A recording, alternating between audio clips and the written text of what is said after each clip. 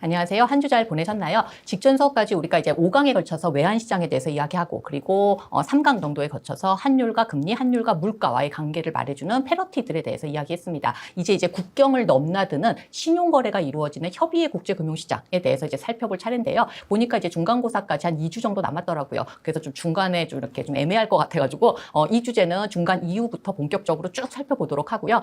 지금부터 중간시험 전까지는 국제금융시장의 형성과 발전이랑 아주 밀접한 관련이 있는 국제자본 이동에 대한 이야기하고 이어서 관련 주제인 외환위기에 대해서 좀 살펴보려고 합니다.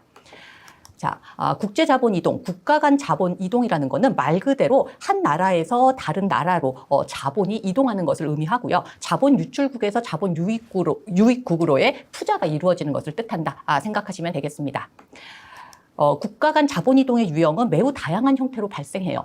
예를 들어서 외국인이 우리나라 주식이나 우리나라 부동산을 취득하는 경우, 처분하는 경우, 우리나라 사람이 해외 주식을 매입하거나 처분하는 경우, 국내 기업이 외국에 공장을 설립하는 경우, 물론 철수하는 경우도 되겠고요. 외국 기업이 우리나라에 회사를 설립하는 경우, 철수하는 경우, 국내 기업이 해외에서 자금을 조달하는 경우, 자금 조달의 방법은 주식을 발행할 수도 있고, 채권을 발행할 수도 있고, 아니면 은행 차입을 할 수도 있겠죠. 아니면은 채권이나 차입금, 원금을 상환하는 경우, 정부가 국제기구 IMF로부터 차관을 들여오는 경우, 차관을 상환하는 경우, 국내 은행이 해외에 자금을 빌려주는 경우, 수입업자가 수입 대금 결제를 위해서 수출업자의 거래은행으로부터 무역금융을 얻는 경우 등등이 모두 다 국제자본이동이다라고 생각을 하시면 됩니다.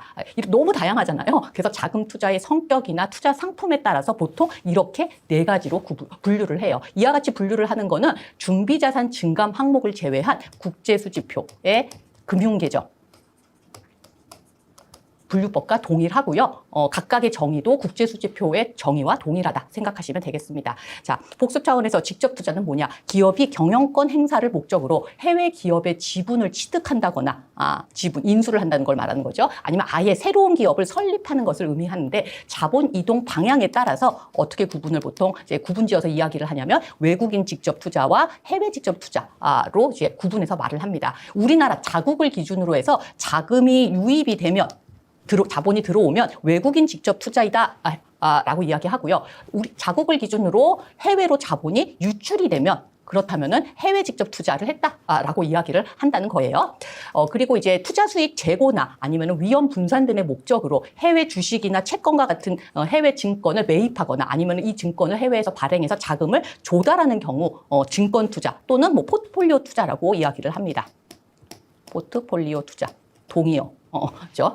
그 다음에, 해외 금융상품 투자라면은, 파생상품 투자. 그 다음에 중앙은행이나 상업은행, 정부 같은, 주체가, 장단기로 해외에서 차입을 하는 경우, 무역 관련 신용이 나타나는 경우, 그것 때문에 이제 국가 간 자금 이동도 나타나는데, 이런 경우에는 기타 투자로, 간주를 해요. 자, 국가 간 자본 이동이 왜 나타나는지를 살펴보도록 합시다. 사실 국가 간 자본 이동이 왜 나타날까? 한 국가 내에서 자본이 이동하는 이유와 비슷하다라고 생각하시면 됩니다. 즉 국가 간 자본도 위험이 낮으면서도 높은, 즉 동일한 위험에 대해서 더 높은 수익률을 제공하리라고 기대되는 그런 투자 기회를 찾아서 이동을 해요. 단지 해외 투자의 경우에는 기대 수익률이 환율 변동이라든지 아니면 추가되는 규제에 의해서도 영향을 받는다는 차이가 있습니다. 그런데 이제 실제 현실에서 보면은 상대방 국가가 두 나라가 서로 상대방 국가에 투자하는 경우가 많아요. 이런 거를 이제 자본의 교차 거래라고 이야기를 하는데요. 이 자본의 교차 거래가 이루어진다라는 걸 생각한다면 국가 간 자본 이동이 반드시 기대 투자 수익률에 의해서만 결정된다고 볼 수는 없다라고 생각을 할 수가 있습니다. 그러면 이제 기대 수익률 이에 어떤 요인들이 있을까? 크게 2가지를 생각해 볼 수 있습니다. 첫 번째는 위험의 분산이에요. 즉 외국 금융 자산을 기존 포트폴리오에 추가를 할 경우 포트폴리오의 위험이 감소가 될 수 있습니다. 그래서 위험 분산을 목적으로 한 국제 자본 이동은 주로 이제 증권 투자, 포트폴리오 투자 에 해당되겠죠. 그 다음에 다음으로 생각할 수 있는 것은 국제자본 이동의 주요 유형 중에 하나가 이제 해외 직접 투자인데요. 해외 직접 투자를 동기를 생각해 보면 국제자본 이동을 유발하는 이유가 좀 더 다양함을 이해할 수 있습니다. 해외 직접 투자의 경우에는 기대 수익률을 높인다거나 위험을 분산하기 위한 목적 말고도 무역 장벽을 극복하기 위해, 기술을 습득하기 위해, 현지 시장을 개척하기 위해 아주 다양한 그런 동기로 이루어집니다. 그래서 해외 직접 투자가 이처럼 다양한 동기에 의해서 발생한다는 사실은 국제 자본 이동의 원인이 그만큼 다양하다라는 것이고요. 그렇기 때문에 서로 상대방 국가에 투자하는 교차 거래도 이루어진다라고 생각을 할 수가 있죠. 자, 한편 이제 케이브즈라는 학자는요, 자본의 교차 거래의 원인을 자본의 이질성에서 찾았습니다. 케이브즈는 자본이 생산 기술, 판매 기법 등과 밀접하게 결합되어 있기 때문에 각 산업의 자본이라는 거는 그 산업 고유의 생산 요소로 봐야 한다라고 이야기를 했어요. 그러면 이제 서로 다른 두 산업에 속해 있는 자본은 산업 고유의 생산 요소니까요. 동질적이 아니고 이질적이다라는 주장을 했다라고 생각을 해볼 수가 있겠죠. 그래서 자본이 산업 고유의 어떤 생산 요소라면은 두 자본에 대한 수익률은 자본이 해당 산업마다 다 고유한 특성이 가질 테니까요. 두 자본에 대한 수익률은 같아질 필요가 없을 거예요. 그렇다면은 한 국가가 한 산업의 자본은 수출하면서 다른 산업의 자본은 수입하는 그런 경우가 있을 수가 있을 거예요. 즉 교차 거래가 생길 수 있다. 뭐 그런 얘기죠. 자, 이제 국제 자본 이동의 역사를 좀 간단하게 보도록 하겠습니다. 크게 4개 기간으로 구분해서 볼 거예요. 첫 번째는 뭐냐면은요. 19세기 후반인 1870년부터, 대략 한 1870년 정도 돼요. 70년부터 1914년 이전까지 기간입니다. 이 기간은 근본위 제도가 유지되었던 기간이에요. 그래서 국경을 넘는 자본 거래가 시작된 시기고요. 그리고 가장 활발했던 시기라고 볼 수가 있습니다. 그랬던 배경은 먼저 이제 이 기간에 영국을 중심으로 정치적으로 좀 안정이 됐어요. 그래서 세계 무역이 엄청나게 증가했습니다. 그래서 영국 은행들은 자국 기업의 해외 영업 활동을 지원하면서부터 국제 자본 거래가 이제 시작되었다라고 이야기할 수가 있어요.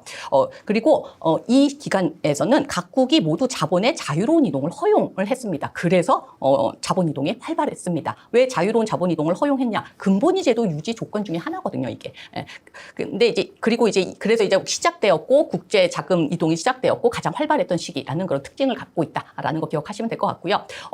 그리고 또 다른 특징은 또 뭐냐면 이 기간에는 영국에서 당시 못 사는 나라들인 영국의 식민지, 호주, 미국, 그다음에 캐나다, 뉴질랜드 등등으로 일방적인 대규모 자금 이동이 이루어졌다라는 겁니다. 그러니까 영국이 자본을 수출했고 이런 나라들이 못 사는 나라들이 자본을 일방적으로 유입했다라고 생각하시면 돼요. 얼마나 활발했냐면요. 영국의 국민소득 대비 해외 투자 규모가 지속적으로 커졌습니다. 그래서 1880년에 4%였고요. 1913년에는 9%에 달했어요. 자, 그 다음에 이제 두 번째 시기는 1914년부터 대공황 이전까지의 기간입니다. 1914년에 무슨 일이 있었냐? 1차 세계대전이 있었습니다. 세계사 배우셨나요? 자, 이 기간에는 국가 간 무역과 자본 거래가 이전 기간인 첫 번째 기간보다 크게 위축이 됐어요. 하지만 그럼에도 불구하고 이 두 번째 기간까지는 비교적 자본 이동성은 좀 높았던 시기다라고 이야기할 수가 있습니다. 자본 이동성, 국제 자본 이동성, 자본의 국제 이동성 이런 건 어떤 거냐면 국가 간 자본 이용이 허용되는 정도, 국가 간 자본 이동의 자유화 정도. 를 뜻하는 그런 용어이다라고 생각하시면 돼요. 이 기간의 특징은 미국이 그 첫 번째 기간에서는 자본을 유입하기만 했는데 주요 자본 유출국으로 부상했다라는 것입니다. 그 다음에 이제 세 번째 기간은 2차 세계대전이 끝난 이후부터 1971년 닉슨의 금태한 정지선언 선언이 있기 전까지의 기간입니다. 그러면 지금 그러니까 지금 중간에 좀 끊었잖아요. 1929년부터 2차 세계대전이 끝나면 1940 몇 년까지는 지금 얘기를 안 했죠. 그 이유는 뭐냐면요.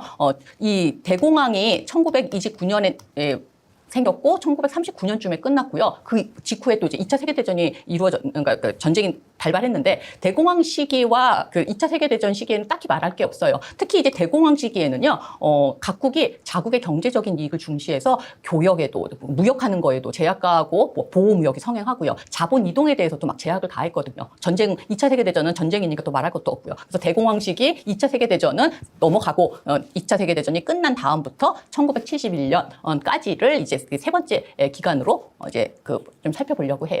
자, 이 기간은 전쟁이 끝난 다음이잖아요. 전쟁이 끝난 다음에 브레튼 우즈 체제가 새로운 국제금융 질서로 자리를 잡았습니다. 그래서 이 시기 세 번째 기간은 브레튼 우즈 체제이다라고 생각을 하시면 돼요. 그래서 브레튼 체제는 고정환율 제도입니다. 고정환율 제도. 그래서 고정환율을 유지하기 위해서는 국가 간 자본 이동을 규제해야만 해요.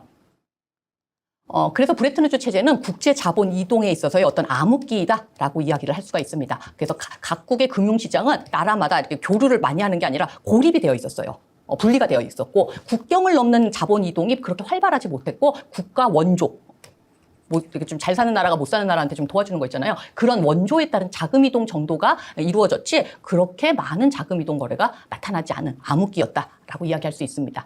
근데 이제 또 이 기간의 특징 중에 하나는 뭐냐면 보통 이제 규제를 너무 많이 가하면 그 규제를 회피할 수 있는 방법들을 막 찾잖아요.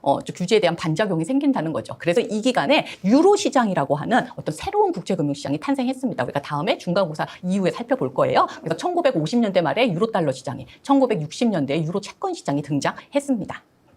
자, 그 다음에 이제 네 번째 기간, 마지막 기간은 브레튼 체제가 붕괴된 이후예요. 지금까지. 그래서 이 기간에는 국제 자본 이동이 아주 활발했습니다. 다시 활발해졌다라고 생각을 하셔야 되겠죠. 그래서 국제 자본 이동이 이렇게 활발해진 배경에는 여러 원인이 있어요. 첫 번째는 미국의 자본 자유화 시행입니다. 1974년에 이걸 필두로 해서 주요 선진국들이 변동환율 제도로 전환을 하면서 국제 자본 이동에 대한 제약을 좀 이렇게 철폐하기 시작했어요. 그래서 자본 통제를 완화해서 자본의 자유로운 유출입을 허용하는 것을 이제 자본 자유화라고 이야기합니다. 그래서 자본 자유화가 시행이 되면 자본의 국제 이동성은 어떻게 될까요? 아주 커질 것이다라고 기대를 할 수가 있겠죠. 자, 그리고 이제 두 번째 배경 원인은 5.1달러, 1970년대 이제 5.1달러의 리사이클링이 이제 활발했다라는 것입니다. 산유국들이 석유를 수출해서 번 자금을 이제 5.1달러라고 얘기를 해요. 그럼 산유국들은 석유 수출해서 돈을 너무 많이 벌었어요, 달러를. 그래서 이 넘쳐나는 달러를 전 세계에 이제 다양하게 뭐 투자도 하고, 자기네 나라의 뭐 건설 프로젝트로 또 대규모로 하고 뭐 이런 식으로 해서 막 뿌렸다라고 생각을 할 수 있고요. 그 다음에 이제 세 번째 원인은 1980년대 나라 간 무역 불균형이 더욱 커진 그런 현상을 또 그 배경으로 꼽아볼 수가 있습니다. 여기서 국가 간 무역 불균형이 심화되었다는 말이 무슨 말이냐면 무역 적자를 기록하는 국가는 계속 무역 적자이고 무역 흑자를 기록하는 국가는 계속 무역 흑자. 그러니까 적자국이 좀 이렇게 좀 개선이 된다거나 흑자국이 흑자폭이 줄어든다거나 하는 게 아니라 적자는 계속 적자를 기록하고 흑자국은 계속 흑자를 기록하는 그런 걸 이제 그런 현상이 아주 커졌어요. 근데 이런 무역 불균형이 심화가 되면은요 국제 자본 이동이 증대할 수밖에 없습니다. 왜냐하면 계속 무역 적자를 기록하고 있는 국가 입장에서 생각해 보면은요 지금 수출보다 수입이 훨씬 더 많다라는 얘기잖아요. 즉 수출로 번 달러보다 수입으로 지급해야 되는 달러가 더 많다는 얘기입니다. 근데 더 많이 지급하는데 돈이 부족해요. 수출은 더 적게 했기 때문에. 어떻게 해야 될까요? 다른 나라에서 돈을 빌려서 수입 대금을 지급해야 되겠죠. 그렇죠? 그러려면은 국제 자본 이동이 활발해진다라고 생각을 해볼 수가 있을 거예요. 즉, 이 두 가지 원인, 5.1달러의 리사이클링, 국가가 무역 불균형으로 인해서 무역 흑자국이 이제 무역 적자국에 달러를 빌려주거나 뭐 투자하는 그런 과정에서 국제 자본 이동의 규모가 커졌다라고 생각을 해볼 수가 있습니다. 그리고 그 다음에 또 생각해 볼 수 있는 배경으로는 개도국들이 경제 개발을 위해서 해외에서 자본을 조달하면서 국경을 넘는 자금 이동이 이제 활발해졌고요. 1980년대 중반 이후 많은 국가들이 이제 자본 자유화에 동참했어요. 신흥시장, 아시아, 남미 국가 여러 개 중에 이제 신흥시장 경제라고 불리는 개도국들의 경우에는 1990년대 들어서 중후반 이후에 자본 자유화에 동참을 하면서 자본 이동에 대한 규제가 완화되고서 국제 자본 이동이 더 커졌다라고 이야기할 수도 있고요. 또 1990년대 이후에는 통신과 결제 수단이 발달하고 새로운 금융 상품이 등장하면서 국제 자본 흐름 규모가 급격히 이제 증가하게 됩니다. 그러면서 국제 금융 시장이 더욱 발전되었다라고 생각을 하시면 돼요. 그래서 이 발전된 국제 금융 시장에 대해서 우리가 중간 이후부터는 좀 더 자세하게 살펴보도록 할게요. 자, 국제 자본 이동이 자유로워지면 어떤 혜택이 있을까? 이 얘기는 자본 자유화의 혜택은 무엇일까? 자본 자유화의 혜택을 물어보는 혜택이 무엇이냐와 같은 질문이 되겠죠. 그래서 어떤 혜택이 있냐? 첫 번째로 먼저 이제 소비를 고르게 하는 그런 효과가 있습니다. 즉 소비 평탄화하는 효과가 있어요. 개인이 저축과 차입을 이용해서 소비를 일정하게 유지할 수 있잖아요. 그런 것과 비슷하게 국가 간 자본 이동을 좀 자유롭게 허용하면은요, 이거를 통해서 한 나라의 국민 소득이 좀 이렇게 어떨 때는 줄어들고 어떨 때는 늘어나고 막 변동을 하겠죠. 그럼에도 불구하고 소비를 좀 어느 정도 평탄하게 유지하는 것이 가능해질 수 있습니다. 두 번째로는 개도국이나 저개발국의 경제 성장을 촉진하는 효과를 꼽아볼 수가 있어요. 폐쇄 경제에서는 한 나라의 투자는 그 나라 저축량에 의해서 제약을 받습니다. 그런데 이제 국가 간 자본 이동이 허용이 된다면 국내 저축한 것 이상으로 투자하는 게 가능해지겠죠. 그리고 외국인 직접 투자를 적극 유치함으로써 선진 기술을 전수받아서 경제 성장을 또 도모하는데 좀 도움을 받을 수가 있습니다. 자, 세 번째로는 자본 유입국 금융시장의 질적, 양적 발전을 촉진하는 그런 효과를 꼽아볼 수 있어요. 일반적으로 이제 자본 유입은 외국 금융기관 유치를 동반합니다. 그러면 외국 금융기관의 투자 기법이나 투자 행태를 학습할 기회를 제공한다. 그리고 외국 금융기관과의 어떤 경쟁이 치열해지면 혁신을 수용할 확률이 높아지죠. 그러면서 효율성이 커진다라고 이야기를 그러면서 지적 발전이 이루어진다라고 말을 할 수가 있겠죠. 그리고 뭐 양적 발전은 일단 자본이 유입되면 국내 금융시장의 규모가 엄청 커질 거 아니에요. 그러면서 유입 자금을 수용할 수 있는 금융상품들이 개발돼서 금융상품 수도 엄청 많아지겠죠. 그렇죠? 그래서 이제 발전이 도모된다라는 것. 그 다음에 이제 위험을 감소하는 효과가 있습니다. 국가 위험 분산하는 게 가능해진다라는 얘기죠. 예를 들어서 국내 주식들로, 우리나라 주식들로 포트폴리오를 되게 잘 구성해서 체계적 위험만 남았어요. 그렇다 하더라도 우리나라에 전쟁이 일어나게 된다면 그렇다면 우리나라 주가가 다 영향을 받겠죠. 즉 체계적 위험, 우리 한국 국가 안에서만 포트폴리오를 잘 구성할 경우에는 그 나라 국가 위험은 감내해야만, 그 나라 국가 위험이 체계적 위험이 됩니다. 하지만 이제 국제 분산 투자를 할 경우 국내 주식에만 공통적으로 영향을 미치는 사건, 우리나라에만 영향을 미치는 사건이 발생한다 하더라도 거기에서 이제 손실을 볼 수 있지만 해외 다양한 나라의 주식들을 이제 포트폴리오에 편입할 경우에는 그런 경우에는 이제 이게 더 이상 체계적 위험이 아니라는 얘기죠. 그렇죠? 해외 주식으로 커버할 수 있을 테니까요. 그래서 국가 위험이라는 거를 좀 분산하는 게 가능하다. 즉 체계적 위험을 좀 줄일 수가 있다라고 생각을 해볼 수가 있을 겁니다. 마지막으로 이제 자유로운 자본 이동을 허용하는 경우 투자할 시장, 뭐 자금 조달할 시장을 국내에 국한하는 게 아니라 해외로 확대를 하는 거예요. 그렇기 때문에 기업이나 개인 입장에서는 더 저렴하게 자금을 조달하는 효과도 있겠고, 그리고 수익성을 증대하는 그런 효과도 있을 것이다라고 말을 할 수가 있겠죠. 그런데 이제 자유로운 자본 이동이 이렇게 좋은 점만 있는 건 아니에요. 즉 이론적으로는 자본 유입은 국내 저축 부족을 해소하는 대안이에요. 그래서 자본이 유입되면 경제 성장을 좀 도모하는 데 도움이 될 것이다라고 말을 할 수 있지만 현실적으로 자본이 단기간에 급격히 유입된다거나 아니면 자본 유입이 장기간 너무 지속되는 경우에는 문제가 발생할 여지가 많습니다. 흔히 이제 국제 금융에서 국제 자본 이동은 좁은 의미의 증권 투자, 기타 투자, 파생 투자를 의미하기도 해요. 문제점을 일으키는 자본들은 보통 이렇게 단기 이동하는 그런 자본들입니다. 그래서 그러면 이제 어떤 문제점이 있느냐? 국제 자본 이동의 문제점. 이거는 곧 자본 자유화의 문제점이라고 생각할 수가 있겠죠. 자의 문제점. 먼저 이제 경기 가열을 유발할 수가 있습니다. 자, 자본이 유입되면 그러면 이제 자금 조달 비용이 하락하게 될 거예요. 자본이 더 풍부해졌으니까 한 나라에 돈이 더 많이 들어오니까요. 그럼 금리가 하락하겠죠. 그래서 자금 조달 비용이 하락하게 되면은 그러면은 이제 뭐 과잉 투자, 가소비 같은 게 나타날 수 있고 인플레이션도 나타날 수 있습니다. 특히 이제 유입된 자금이 주식이나 부동산 등 자산 시장으로 대거 흘러가면 자산 가격에 거품이 발생할 수도 있어요. 그럼 거품이 꺼진다면 이제 경기는 좀 하강할 테고 심한 경우 외환 위기 같은 위기로 전개가 될 수가 있겠죠. 자, 그다음에 이제 통화정책 유효성을 약화할 수가 있습니다.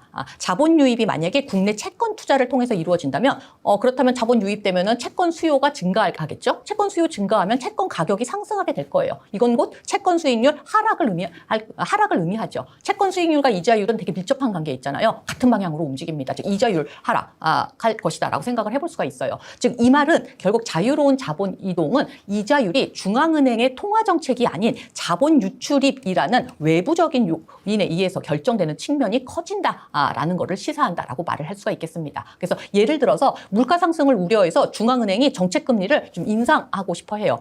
그런데 자본 유입으로 금리 하락 위험이 존재하는 경우 중앙은행의 통화정책 효과가 저해될 것이다라고 생각을 해볼 수가 있겠죠. 그런 부정적인 효과가 나타날 수 있다라고 말을 할 수가 있겠습니다.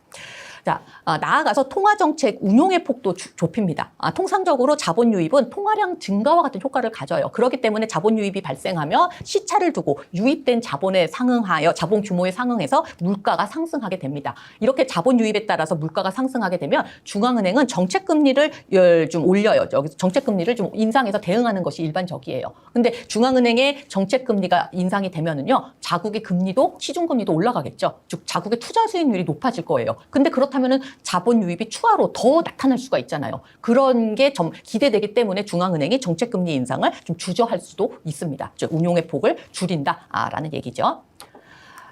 가장 큰 문제는 자본이 유입되면 실질 환율이 하락. 그러니까 실질 환율이 하락한다는 거의 의미는 외화의 실질 가치가 하락하고 우리나라 국내 통화의 실질 가치는 올라간다라는 의미잖아요. 그렇죠?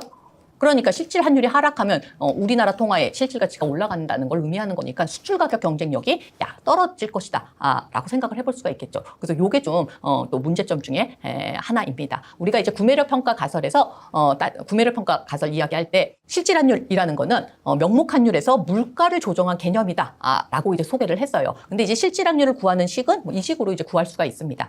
그래서 자본 유입은 명목 환율 경로와 물가 상승 경로를 통해서 실질 환율에 영향을 미칩니다. 만약에 이제 자본이 유입되면 달러 공급이 증가하겠죠. 그럼 공급이 증가하면 명목 환율은 어떻게 되나요? 하락하게 될 겁니다. 공급이 증가하니까. 그러면 다른 조건이 일정하다면 요게 떨어지면 실질 환율도 하락하게 되겠죠. 그렇죠? 근데 이제 거기에만 영향을 미치는 게 아니라 자본 유입은 이제 국내 물가를 올린다, 상승하는 그런 상승하는데 영향을 미칠 것이다라고 이야기했잖아요. 그래서 자본 유입되면 국내 물가 상승이 이루어져서 이 분모 부분이 커진다는 얘기는 실질 환율이 또 하락한다. 그런 결과가 나타날 것이다라고 또 생각을 해볼 수가 있겠죠. 그렇죠? 그래서 이런 이렇게 그 명목 환율 경로와 그다음에 물가 경로를 통해서 자본 유입은 실질 환율을 떨어뜨려요. 그래서 환율 하락을 막기 위해 유입된 본을 전부가 아니라 일부만 자국 통화로 이제 좀 바꿔서 국내에 유통되게끔 할 수도 있습니다. 이런 방식을 이제 불태화 방식으로 흡수했다. 라고 이야기하는데요. 이 불태화 방식으로 흡수를 하려면 이게 공짜는 아니에요. 그래서 일부만 자국 통화로 바꾼다는 얘기는 일부는 이제 흡수한다는 얘기니까 그러려면 어떻게 해야 돼요? 국공채 등을 발행을 해야 되겠죠. 그러면 그 과정에서 이자 지급과 같은 비용이 수반이 될 것이다. 라고 말을 할 수가 있어요. 자, 마지막으로 단기 투기 자본, 여기서 특별히 이제 투자 기간이 장기가 아니라 단기인 그런 투기 자본 이동으로 인해 금융 불안정성이 증폭될 수 있다라는 그런 문제점을 가집니다. 그래서 심한 경우에는 외환 위기 같은 위기를 유발할 수도 있어요. 자, 이제 자유로운 자본 이동이 허용될 경우, 바꿔 말하면 자본 자유화를 시행할 경우 가장 큰 문제점 중에 하나로 언급되는 외환 위기에 대해서 좀 살펴보도록 하겠습니다. 자, 외환 위기는 국제 수지 적자 누적과 충분치 못한 외환 보유고로 인해 한 국가가 외화 채무 지급 능력을 상실한 상태로 정의할 수도 있어요. 그렇지만 이것보다는 보다 협소하게 보죠. 통화에 대한 투기적인 공격이 그 통화의 평가 절하를 유발하거나 정부가 외환 보유고를 사용하거나 또는 국내 정책 금리를 상승, 즉 국내 이자율 상승을 통해서 환율을 방어하게 하는 경우, 그런 경우를 지칭하는 용어이다라고 생각하시면 됩니다. 그래서 외환 위기를 통화 위기라고 말하기도 해요. 자, 외환 위기를 판단하는 통화 가치 하락 정도는 학자마다 견해가 좀 다릅니다. 즉 누구는 투기적 공격에 의해서 통화 가치가 뭐 25% 이상 하락하는 경우, 이거 이상이라고 해야지 올라가는 것 같죠? 25% 이상 통화 가치가 하락하는 경우, 또 어떤 학자는 통화 가치가 뭐 30% 이상 하락하는 경우, 그러면서 동시에 전년 대비 10% 이상 통화 가치 하락률이 커진 경우, 그런 경우를 외환 위기가 발생한다라고 봅니다. 그래서 얼마만큼 통화 가치가 하락해야 하느냐, 하락해야 외환 위기냐, 여기에 대해서는 통일된 기준은 없어요. 그리고 또 다음 시간에 살펴보겠지만 외환 위기의 발생 원인은 아주 다양합니다. 하지만 전개 과정을 보면 일반적인 패턴을 따라요. 핵심은 바로 환율 방어와 투기적 공격입니다. 즉 투기적 공격이 나타나요. 그래서 환율 방어하죠. 그럼 외환 보유고가 감소하겠죠. 그럼 그래도 투기적 공격이 심화돼요. 또 환율을 방어합니다. 외환 보유고는 더 줄어들 거예요. 그래서 결국 소진이 되면 평가 절하를 한다거나 가치를 떨어뜨린다거나 아니면은 고정환율 제도를 아예 포기하는, 심한 경우에는 구제금융을 신청할 수도 있겠죠. IMF로부터. 그런 식으로 전개가 된다라고 이야기를 할 수가 있어요. 자, 외환 위기와 은행 위기는 의 관계에 대해서 이야기하도록 할게요. 아주 어떤 관계냐, 밀접한 그런 관련성을 가진다, 상호 연관성을 가진다라고 말을 할 수가 있습니다. 은행 위기라는 거는 뭐 이런 거죠. 실제적 혹은 잠재적 예금 인출 세도, 이거를 뱅크런이라고 얘기하는데, 이게 은행 부채의 태안성을 보장하지 못한다거나 정부가 이걸 막기 위해서 대규모로 개입을 하는 경우 은행 위기가 발생했다, 뭐 이렇게 얘기를 합니다. 근데 역사적으로 보면 이 외환 위기는 은행 위기와 수반되어 나타나는 경우가 많이 있어요. 외환 위기가 은행 위기를 촉발하기도 하고요. 그리고 또 은행 위기가 외환 위기를 유발하기도 합니다. 그러니까 외환 위기가 선행돼서 나타나기도 하고 은행 위기보다 더 나중에 나타나기도 하고 후행돼서 나타나기도 한다라는 얘기예요. 하지만 선행 후행하는 경우만 있는 게 아니라 동아시아 위기처럼 거의 동시에 동행해서 발생하기도 합니다. 그래서 외환 위기와 은행 위기가 동시에 발생하는 위기를 뭐라 그러냐면 쌍둥이 위기라고 이야기를 해요. 그래서 어떤 식으로 돼야 이렇게 쌍둥이 위기가 나타날 수 있나, 뭐 가능한 시나리오를 이야기하자면 해외 투자자들이 갑자기 자금을 이제 회수를 해요. 그러면 해외 차입이 많은 은행들 같은 경우에는 유동성 위기에 봉착하게 되면서 은행 위기가 이제 발생할 수가 있습니다. 그러면 은행 위기가 발생하면 외국인 투자자들은 더 경쟁적으로 자금을 회수하려고 할 거예요. 그 나라에서 돈을 막 뺄 거예요. 그러면 대규모 자본 유출이 발생하겠죠. 그러면서 외환 위기도 발생한다. 라고 생각을 해볼 수가 있어요. 근데 이제 보통 자국 통화가 국제 통화에 해당하는 국가에서는 은행 위기가 발생해도 외환 위기로 확산되지는 않습니다. 뭐 예를 들어서 1997년에 일본 같은 경우 동아시아 위기 때 그냥 은행 위기로 그쳤습니다. 몇몇 은행들만 위기를 좀 겪었어요. 2008년에 미국 서브프라임 모기지 사태로 이제 글로벌 금융위기 겪었잖아요. 하지만 당사자인 미국은요, 몇몇 은행들만 좀 이렇게 파산하고요. 기축통화국 지위 덕분에 외환위기는 겪지 않았습니다. 결국 외환위기라는 거는 자국 통화의 국제화 정도가 미미한 어떤 소규모 개방경제가 안고 있는 숙제다라고 말을 할 수가 있을 것 같아요. 그래서 카민스키와 라인하트라는 두 학자의 공동 연구에 따르면은요, 외환위기, 은행위기 같은 위기들은 자본 자유화와 밀접한 관련이 있다라는 거를 보고했고요. 그리고 두 번째로 일반적으로 외환위기 이전에 은행위기가 발생한다. 즉, 은행위기 먼저 발생하고 외환위기 발생하는 케이스가 많더라. 하지만 이 말이요, 반드시 그렇다는 걸 의미하는 건 아니에요. 일반적으로 그렇다. 근데 그리고 또 뭘 또 기억해야 되냐면 외환위기의 발생 원인이 은행위기라는 걸 또 의미하는 것은 아니에요. 그냥 서로 위기를 더욱 악화시키는 악순환이 존재한다 하는 그런 의미라고 생각을 하셔야 됩니다. 악순환이 존재하는 거지 바로 이게 원인이라는 걸 의미하는 건 아니다 라고 받아들이셔야 돼요. 그 다음에 쌍둥이 위기일 경우 그 피해가 더욱 심각하다라는 거를 이제 그 주요 결과로 발표를 했습니다. 그래서 이 표를 보면은요, 이 두 학자의 연구와 또 다른 연구를 좀 합성해서 정리한 그런 표인데요. 자본 자유화가 시행된 1980년대 이후 은행들이 많이 발생했다라는 거를 알 수가 있습니다. 자, 한 걸음 더에서는요, 외환시장의 투기적 공격에 대해서 우리가 계속 얘기를 했는데 이 투기적 공격이 이제 발생하는 메커니즘을 좀 예를 들어서 살펴볼게요. 외환시장 참가자들이 어떤 통화가 앞으로 대폭적으로 가치가 하락할 거라고 이제 예상을 한다면 투기적인 목적으로 약세가 예상되는 통화를 매도하고 그 대가로 강세 통화를 매입하는 그런 거를 이제 투기적 공격이라고 이야기를 합니다. 그래서 투기적 공격은 사실 뭐 여러분들이 제가 뭐 그냥 투기적 공격한다 했지만 이럴 거라고 그냥 생각할 수 있을 것 같아요. 근데 이제 이걸 구체적으로 보면은 결국 뭐냐면 꼭 그 외환 거래를 했다고 해서 약세 통화 팔고 강세 통화 샀다 그걸로 그치는 게 아니고요. 사실 구체적으로 이야기하자면 약세 통화로 표시된 자산, 뭐 채권일 수도 있겠고 정기예금일 수도 있겠고 주식일 수도 있겠죠.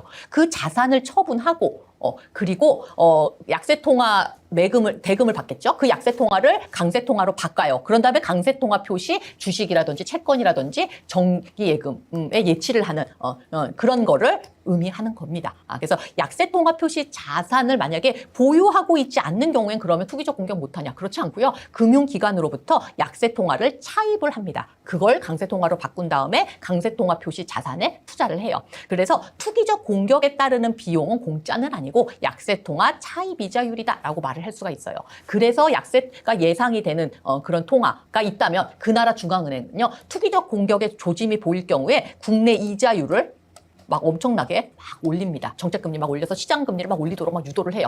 그래서 왜 그러냐? 투기적 공격의 비용을 상승시켜서 이 투기적 공격을 좀 저지하고자 하는 거라고 생각을 하시면 되겠습니다. 자, 이번 시간은 여기까지입니다. 이번 시간에는 국제 자본 이동의 유형, 원인, 개념도 살펴봤죠. 개념, 유형, 그 다음에 원인, 그리고 변천에 대해서 살펴보고요. 국제 자본 이동을 뭐 국가 간 자본 이동이라고 한다. 뭐 그 동의어다. 그리고 뭐 자본 자유화. 유사 개념으로 자본 자유화라는 개념에 대해서도 배웠죠. 그 다음에 국제자본 이동의 혜택과 문제점, 자본 자유화의 혜택과 문제점, 긍정적 효과, 부정적 효과에 대해서 이제 살펴봤습니다. 그래서 그 다음에 마지막으로 외환위기 개념과 외환위기와 은행위기가 관계에 대해서 이야기를 했어요. 그래서 이번 시간에 배운 내용, 뭐 국제자본 이동은 무엇이고 유형은 어떤 유형, 4가지 유형으로 크게 구분이 되고 원인은 어떤 게 있고 역사는 4개 기간으로 분류해서 봤는데 각각의 특징은 뭐고 그 다음에 국제자본 이동의 문제점과 혜택은 어떤 것들이 있는지 정리 한번 해보시기 바랍니다. 키워드도 뭐 정리하시고 뭐 자본 자유화 같은 키워드도 정리해 보시고 퀴즈도 풀어보세요. 수고하셨습니다.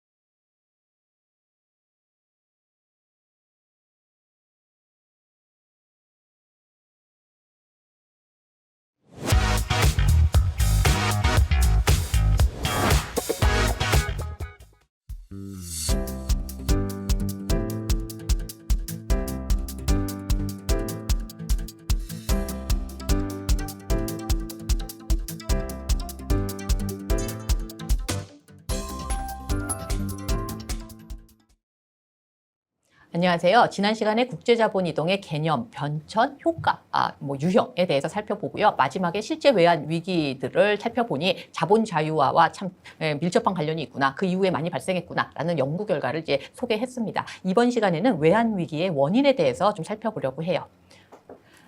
첫 번째로 제시될 수 있는 그런 원인은 모순적인 거시경제 정책입니다. 즉 확장 재정 정책과 고정환율 제도는 장기간 공존할 수 없는데 이 두 정책을 동시에 유지하려 할 때 서로 모순되면서 외환 위기가 발생한다라고 볼 수 있다라는 얘기예요. 어떤 식인지 한번 좀 구체적으로 살펴보도록 할게요. 고정환율을 이제 채택하고 있는 나라를 가정해야 되겠죠. 근데 이제 이 나라에서 실업 등 국내 경제 상황에 대처하기 위해서 뭐 국채를 발행한다거나 아니면은 외채 조달 같은 거를 통해서 확장적 재정 정책을 지속적으로 펼치게 되면 재정 적자가 이제 과도하게 이제 누적이 되겠죠. 통상 이제 국채의 경우에는요, 뭐 조세 수입이라든지 아니면은 화폐 발행, 아니면은 대출 등의 방법을 통해서 이제 상환할 자금을 조달을 합니다. 외채의 경우에는 뭐 화폐 발행이나 뭐 대출을 받아서 뭐 또는 여기 플러스 뭐 외환 보유고 사용해서 상환 자금을 조달을 해요.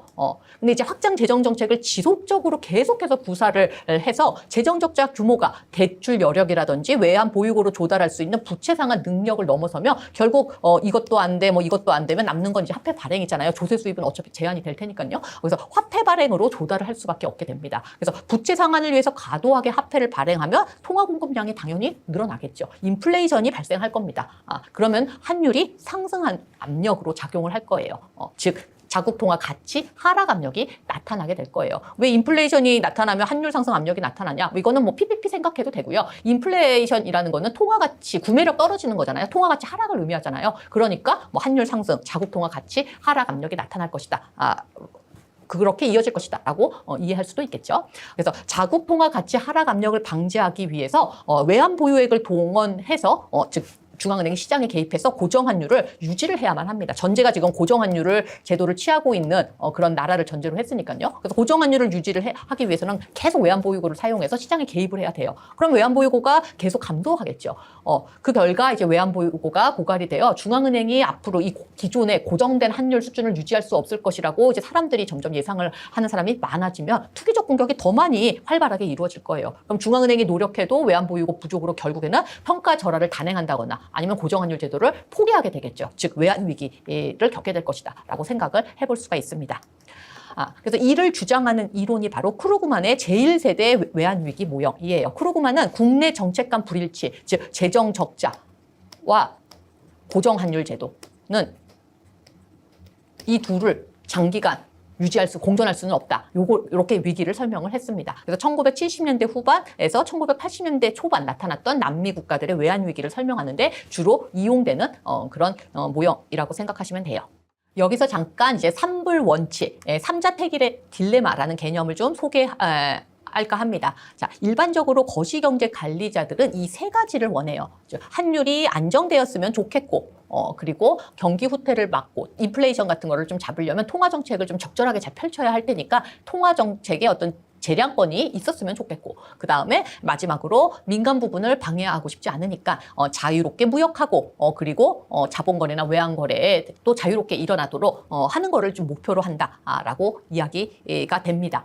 삼불 원칙이란 안정된 환율, 즉 고정환율 제도, 통화정책의 자율성, 그 다음에 자유로운 자본이동, 이 세 가지 목표를 동시에 달성할 수 없고 세 개 중 어느 한 가지는 반드시 포기해야 한다는 정리입니다. 즉 자본 이동의 제약을 가하거나 아니면 통화정책의 자율성을 포기하거나 또는 고정환율 제도를 포기하거나 해야 한다는 말이에요. 그래서 제1세대 외환위기 모형은 삼불 원칙을 적용해서 이해할 수 있어요. 즉 국가 간 자본 이동이 자유로워요 지금. 그래서 외채를 조달할 수가 있습니다. 자유롭게. 그런데 이런 상황에서 고정환율 제도와 통화정책의 자율성 중 하나는 포기를 해야 되는데 이 두 개를 유지하려고 하기 때문에 이제 문제가 생긴다. 이렇게 생각을 해볼 수가 있겠죠.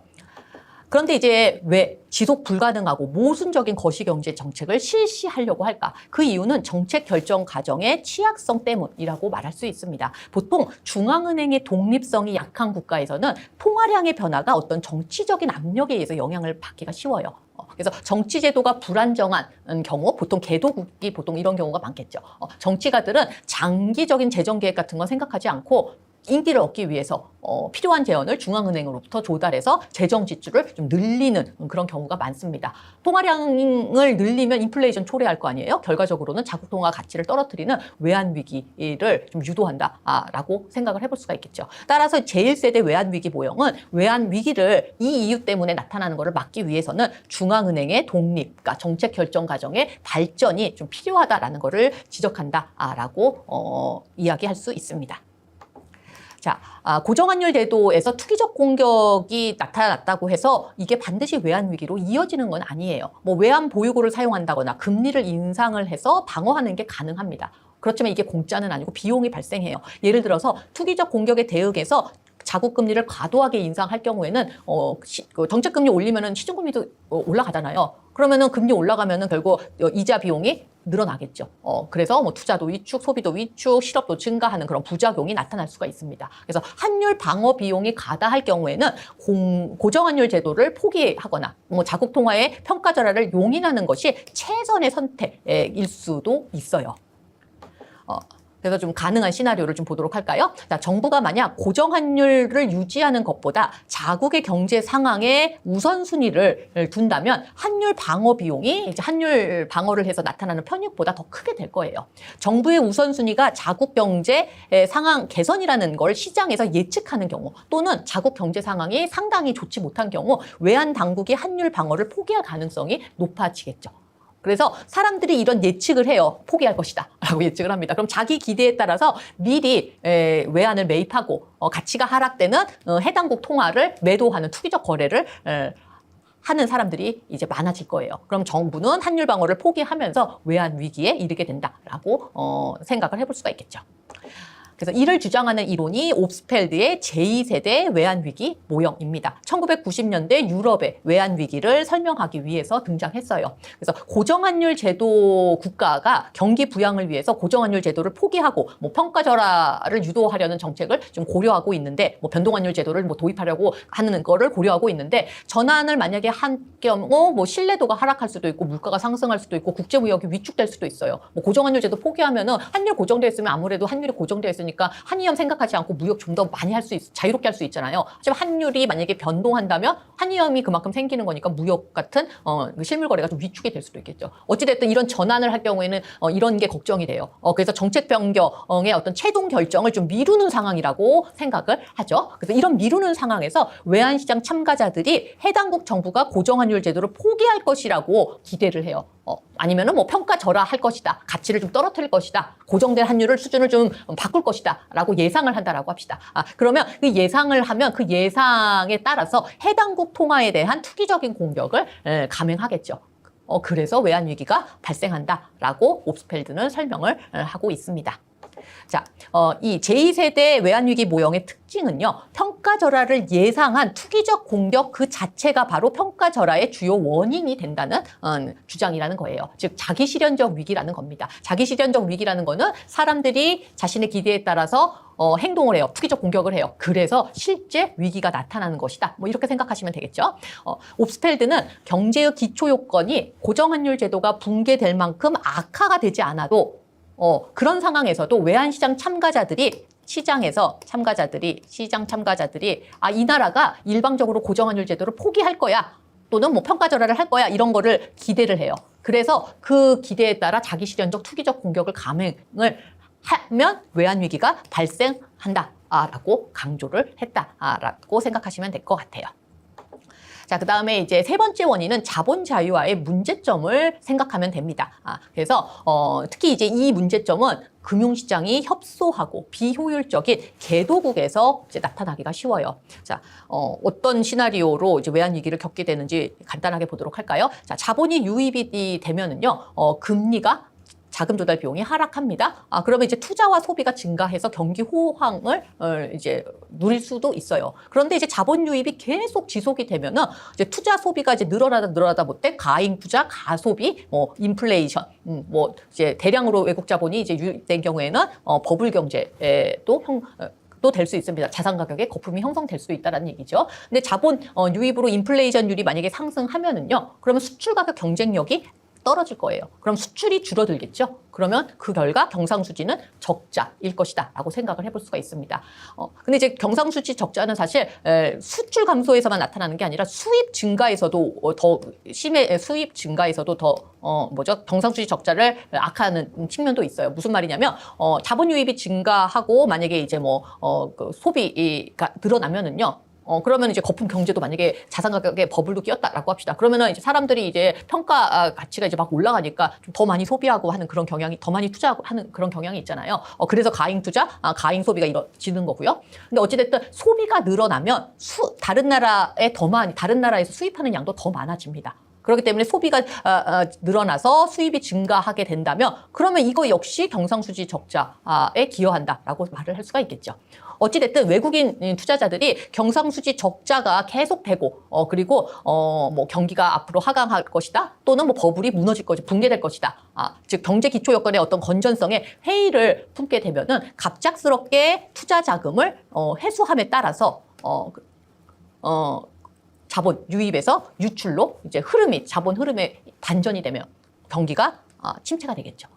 그렇죠? 근데 만약에 실제 이제 이런 우려가 현실이 돼요. 거품이 붕괴되고 경기도 이제 이제 안 좋아지기 시작했습니다. 그럼 자본 유출이 좀 더 이제 정말 탄력을 받게 돼서 마구마구 빠져나가게 되겠죠. 그래서 자본 유출이 이제 본격화가 되면은 개도국 통화 가치 하락 압력이 커지게 될 테고요. 누적된 경상수지 적자 때문에 외환 보유액도 그렇게 충분치 못할 거 아니에요. 해당 개도국은 결국 외환 위기가 나타날 것이다라고 생각을 해볼 수가 있겠죠. 이를 주장하는, 즉 자본의 급격한 유입과 유출을 외환위기 원인으로 설명하는 이론이 바로 붐버스트 사이클, 순환 모형, 사이클이 순환이니까요. 붐버스트 순환 모형, 붐버스트 사이클 모형이라고 이야기를 합니다. 그래서 자본 유입의 증가로 경기가 단기적으로는 호황을 보이다가 갑작스러운 자본의 유출, 자본 흐름이 방향이 반전이 되면 경기가 후퇴하면서 그 과정에서 외환시장에 큰 혼란이 일어나 외환위기가 발생한다고 이제 설명하고 있어요. 즉 경기가 순환하는 과정에서 외환 위기가 발생할 수 있는 점을 지적한 모형이다라고 생각하시면 되겠습니다. 그래서 이 모형은 1994년 5년 나타난 멕시코 외환 위기, 그다음에 1997년 동아시아 외환 위기의 원인을 설명하는데 이용됩니다. 자, 다음 원인으로는 도덕적 해이를 지적할 수가 있어요. 그래서 우리가 사실 투자를 결정할 때 다 아는 얘기, 중요한 기준은 뭔가요? 기대 수익과 위험이지요. 그런데 개도국에서는 뭐 여러저런 이유로 정부가 금융시장에 자금 중개에 관여를 하고 기업에 대한 대출을 암묵적으로 지급 보증하는 경우가 빈번합니다. 그렇게 될 경우 어떤 일이 벌어지느냐? 정부가 암묵적으로 지급 보증하는 경우 금융기관은 개별 기업에 대한 대출 심사를 제대로 시행하지 않고 대출 위험은 제대로 평가하지 않은 채 그냥 기대 수익이 높은 그런 대출을 실행하기가 쉬워요. 즉 도덕적 해이가 나타나기가 쉽다라는 얘기입니다. 그래서 마구 대출을 해요. 그럼 가인 대출은 가다 투자를 불러일으켜서 자산 가격에 거품을 형성하게 하겠죠. 어느 시점에 거품은 반드시 붕괴가 되잖아요. 그렇게 된다면 은행 부실이 초래될 테고요. 외국인 투자자들은 단기 자본을 급격하게 이제 회수를 할 거예요. 그러면서 위기가 발생한다라고 생각을 해볼 수가 있겠죠. 그래서 크루그만의 도덕적 해이 모형에서 이걸 주장을 하고 있다라고 받아들이시면 될 것 같아요. 자, 그 다음에 이제 마지막으로 취약한 금융 시스템을 원인으로 꼽아볼 수가 있습니다. 먼저 통화 불일치인데요. 통화 불일치라는 건 뭐냐? 말 그대로 통화가 다른 거예요. 어떤 통화가 차입한 통화와 대출한 통화가 서로 다른 것을 말합니다. 예를 들어서 은행이 달러를 차입했어요. 그래서 원화로 대출하는 경우 차입 통화는 달러이고 그다음에 대출 자산 통화는 원화인 거죠. 통화가 불일치한 경우입니다. 그래서 통화 불일치 문제는 개도국 금융시장의 어떤 취약성 때문에 비롯된 측면도 있지만 국제금융시장의 어떤 구조적 문제에서 비롯되는 측면도 있어요. 어떤 구조적인 문제냐면 국제금융시장에서는 결제되는 통화가 어떤 좀 몇 개, 소수, 달러, 파운드와 같은 몇 개 메이저 통화에 집중되어 있어요. 그래서 건전한 경제정책을 운영하는 선진 금융기관을 가진 싱가포르 같은 경우도 자국 통화, 싱가포르 달러로 국제금융시장에서 채권을 발행해서 자금을 조달하기가 어렵습니다. 자국 통화로 돈을 빌릴 수 있는 국가는 대체로 경제 규모가 큰 몇몇 선진국이에요. 그래서 그렇기 때문에 통화 불일치 현상은 많은 경우 가지고 있다라고 할 수 있겠고요. 통화 불일치가 있는 경우 어떤 과정을 거쳐서 외환위기를 겪을 수 있는지 간단한 예를 좀 들어봤습니다. 자국 경제가 나빠져서 외국 채권자들이 부채 상환을 좀 요구하고 있다라고 가정을 한번 해봅시다.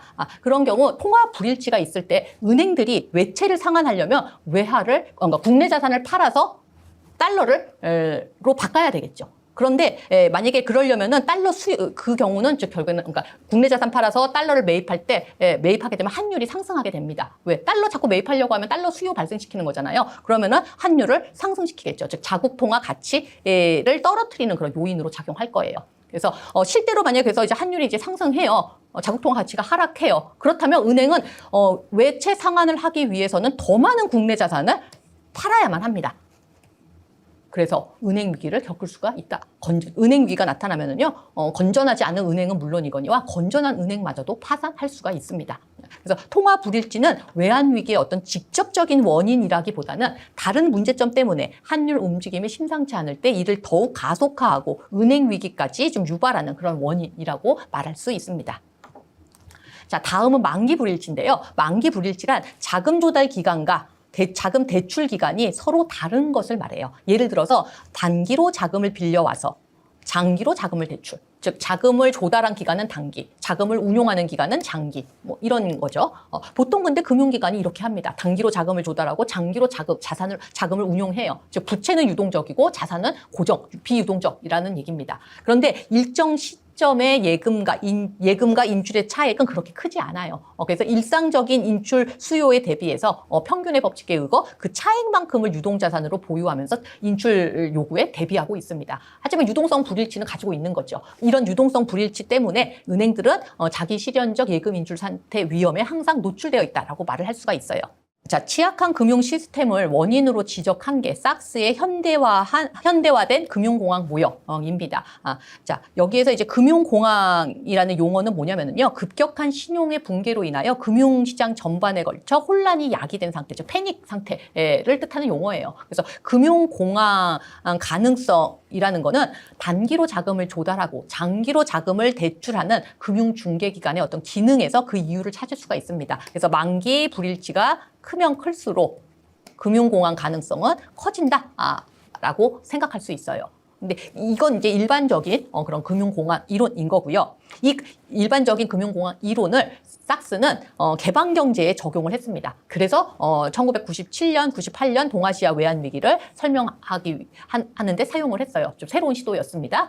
이 모형에 따르면 국제상업은행들이 동아시아 지역에 대출한 단기 자금의 만기이언을 중단하고 일시의 자금을 회수해 나가는 과정에서 외환위기가 심화되었다라고 합니다.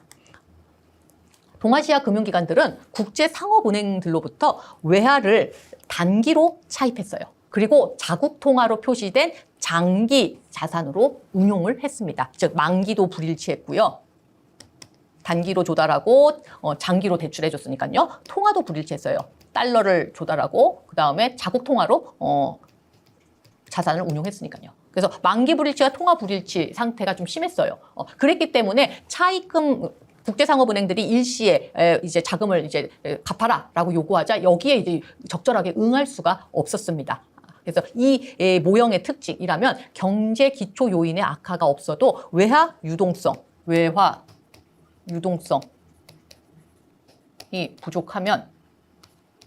부족하면 위기가 나타날 수 있다라는 것을 강조한 모형이다라는 거예요. 그래서 기초 요인, 펀더멘탈 악화가 없어도 유동성이 부족하면 위기가 나타날 수 있다. 즉 그 말은 어떤 걸 시사하냐? 외화 유동성을 적절히 공급해 줄 수 있는 어떤 장치가 마련되면 위기를 어느 정도 예방하는 것이 가능하다는 점을 시사한다라고 할 수 있습니다.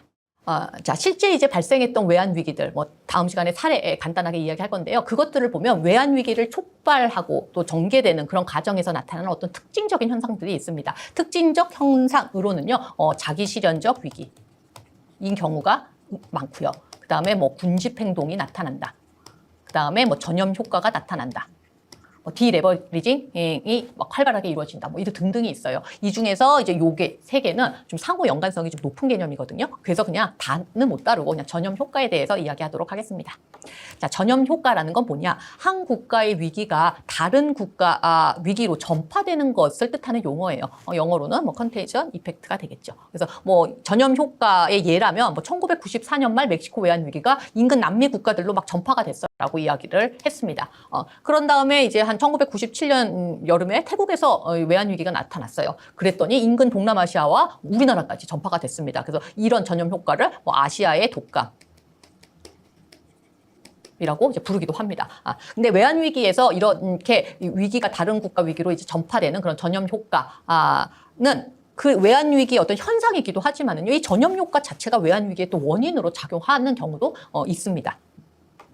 자, 그럼 전염 효과가 왜 이제 나타나는지 그 원인을 좀 이야기해 볼게요. 실물 경제에 기초한 원인일 수도 있고요. 아닌 경우도 있습니다. 먼저 실물 관계에 기초한 원인이라면 무역 관계를 생각해 볼 수가 있어요. 무역 관계로 인해서 외환 위기가 전염되는 과정은 크게 두 가지로 형태로 구분 가능합니다. 첫 번째는 직접적으로 무역 관계, 상호 수출, 수입을 막 서로 수출하고 수입하는 그런 관계에 의해서 전염되는 경우가 있겠고요. 다른 하나는 직접적인 무역 관계는 없다 하더라도 제3국에서 수출 경쟁 관계에 있는 경우 또 전염 효과가 또 나타날 수가 있습니다. 어떤 경우이든 이런 시나리오를 거쳐서 이제 전염 효과가 나타난다라고 생각하시면 돼요. 만약에 A나라, B나라 둘이 뭐 A와 B가 직접적으로 무역 관계에 있든 아니면 제3국에서 뭐 수출 경쟁을 하고 있든 A나라에서 외환 위기가 이제 발생을 했어요. 그러면 A국 통화 가치는 대폭으로 떨어지겠죠. 그러면 A국의 B국에 대한 수출 가격 경쟁력은 대폭 떨어졌으니까 크게 올라갈 가격 경쟁력이 크게 향상될 거예요.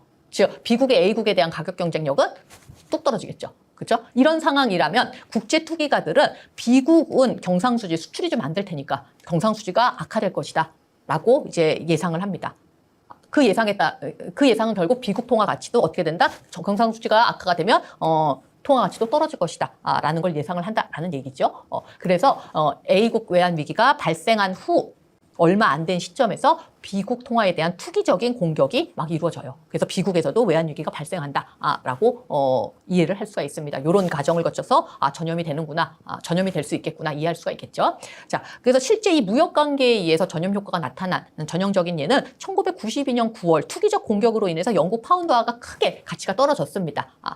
그러자 이제 영국이랑 직접적인 교역 관계가 깊은 아일랜드의 펀트화에 대해서도 93년 초에 투기적 공격이 이루어지면서 가치가 떨어졌어요. 자, 두 번째로는 군중 집단 행동 때문에 전염 효과가 나타날 수 있다는 것입니다. 군중 집단 행동이라는 거는 자기가 속한 집단의 행동을 모방하는 행위. 따라쟁이들이란 얘기예요. 그래서 군중 집단 행동으로 인한 외환 위기의 전염은 국제 투자자 집단에 속한 다수의 투자자들이 같은 집단에 속한 다른 구성원의 투자 결정을 모방함에 따라 발생한다. 라고 생각을 할 수가 있겠죠. 그러면 어떤 과정을 거쳐서 군중 집단 행동 때문에 외환 위기가 나타나는지 간단한 시나리오를 제가 요약해 봤는데요. 첫 번째 개도국 A에서 외환 위기 발생했다라고 합시다. 그래서 국제 투자자들이 A국으로부터의 투자 자금을 대규모로 이제 회수하기 시작했어요. 그랬다면은 또 다른 개도국 B가 있습니다. 이 B국에 투자한 국제 투자자들이 A국에 투자한 국제 투자자들의 행동을 모방을 해요. 그래서 B국의 금융시장에서도 투자 자금을 대규모로 이제 회수를 하는 경우가 있습니다. 그러면 B국 또 외환 위기를 겪게 되겠죠. 그렇죠? 그래서 이런 사실 B국이 갑자기 특별히 투자 자금 회수할 이유가 있든 없든 관계없이 A국에서 그런 일들을 국제 투자자들이 자금을 회수했기 때문에 B국에 대해서도 B국에 투자한 자금도 국제 투자자들이 그냥 따라서 그냥 막 회수하는 건 뭐 사실 좀 논리적인 건 아니죠. 그렇죠? 근데 이런 행동들이 도대체 왜 나타나냐? 크게 두 가지 원인을 생각해 볼 수가 있는데 첫 번째는 정보의 비대칭성 때문입니다. 즉 정보가를 모두 다 골고루 가지고 있는 게 아니에요. 즉 정보가 부족한 투자자는 정보가 풍부한 투자자의 결정을 모방할 수가 있습니다. 그래서 군중 집단 행동이 나타날 수가 있어요. 두 번째로는 투자자들의 평판에 대한 고려 때문에 군중 집단 행동이 발생하기도 합니다. 즉 평균 정도의 평판을 유지하기 위해서는 다른 펀드 운영자들의 결정을 모방하는 것이 합리적이라고 생각할 수 있겠죠. 왜? 사후에 그 결정이 잘못된 것으로 드러난다 하더라도 평균은 될 테니까요. 그러면 평균 정도의 평판을 유지할 수 있을 거잖아요. 그래서 군중 집단 행동이 나타날 수도 있습니다. 자, 이제 마지막으로 국제 투자자의 유동성 부족 때문에 전염 효과가 나타날 수도 있어요. 자, 여러 국가에 투자한 국제 투자자들의 유동성 부족 때문에 한 나라의 위기가 다른 나라로 전염이 되는 경우가 또 있습니다. 뭐 예를 들어서 국제 투자자들이 특정 국가의 위기 발생으로 자금을 회수하기가 어려워졌어요. 뭐 은행이 도산했다거나, 뭐 은행 뭐 주식시장이 뭐 붕괴됐다거나, 뭐 하여튼 어찌됐든 자금을 회수하기가 어려워졌다라고 합시다. 그러면 이제 그 투자자들은 유동성 부족 문제에 직면하게 되겠죠. 그렇죠? 그러면 이제 신뢰도가 하락할 거예요. 그럼 국제 투자자들이 파산 위험에 처하게 되겠죠. 그럼 이걸 해결하기 위해서 어떻게 돼요? 위기가 발생하지 않는 다른 국가의 자산을 막 처분을 해야 할 거예요. 이때 자산 매도가 대규모로 이루어진다면 이 위기가 발생하지 않는 이 나라에서도 위기가 결국에는 외환 위기가 발생할 수 있겠죠. 그렇죠? 그래서 유동성 부족으로 인한 금융위기의 전염은 국제 투자자가 대형 상업은행일 경우 더욱 심각하게 발생할 수 있다고 말할 수 있습니다. 자, 이번 수업은 여기까지입니다. 그래서 이번 수업 시간에는 외환위기의 원인에 대해서 여러 가지를 살펴봤어요. 그래서 배운 내용들 하나씩 좀 5가지 살펴본 거, 그리고 각각의 매칭되는 이론들도 소개를 간단하게 했죠. 그 다음에 외환위기 전개 과정에서 나타나는 전염 효과의 개념과 그 이유에 대해서 살펴봤습니다. 그래서 그 부분에 대해서도 여러분들이 어떤 이유 때문에 전염 효과가 나타나는지 좀 정리를 해보시면 좋을 것 같아요. 그래서 키워드 엄청나게 많잖아요. 키워드 정리하시고요. 퀴즈도 풀어보시기 바랍니다. 수고하셨습니다.